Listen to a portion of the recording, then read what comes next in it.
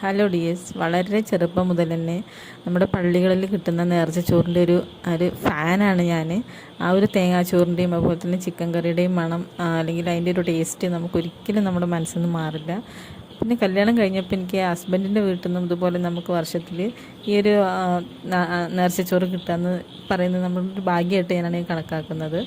അപ്പോൾ ഈ ഒരു വർഷം നമ്മുടെ ഓമാനൂർ ശ്രോതാക്കളുടെ ആണ്ട് നേർച്ചയുടെ തേങ്ങാച്ചോറും ചിക്കൻ കറിയാണ് കേട്ടോ. അത് നല്ല വെന്ത തേങ്ങാച്ചോറും അതുപോലെ തന്നെ സകലമാന പച്ചക്കറികളും ഇട്ട ഈ ഒരു ചിക്കൻ കറിയും വളരെ ടേസ്റ്റിയാണ്. നമ്മൾ വീട്ടിൽ നിന്ന് എത്ര തലകുത്തി മറിഞ്ഞു നിന്നാലും ഈ ഒരു ടേസ്റ്റിൽ നമുക്കിങ്ങനെ ഒരു ചോറോ അല്ലെങ്കിൽ ഒരു കറിയോ നമുക്ക് ഉണ്ടാക്കാൻ കഴിയില്ല.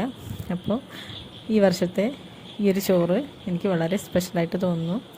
എപ്പോഴും ഈ നേർച്ചച്ചോറ് ഉണ്ണുമ്പോൾ എനിക്ക് ഓർമ്മ വരാറുള്ളത് എൻ്റെ അച്ചാച്ചനൊക്കെ വർഷങ്ങൾക്ക് മുമ്പ് ഈ ഒരു നേർച്ചച്ചോറ് ഉണ്ടാക്കിയിരുന്നതാണ് കേട്ടോ. പച്ചക്കറി അരിഞ്ഞിരുന്നതും ചിക്കൻ അരിഞ്ഞു കൊടുത്തിരുന്നതൊക്കെ എനിക്കിപ്പോഴും ഓർമ്മ വരാറുണ്ട്.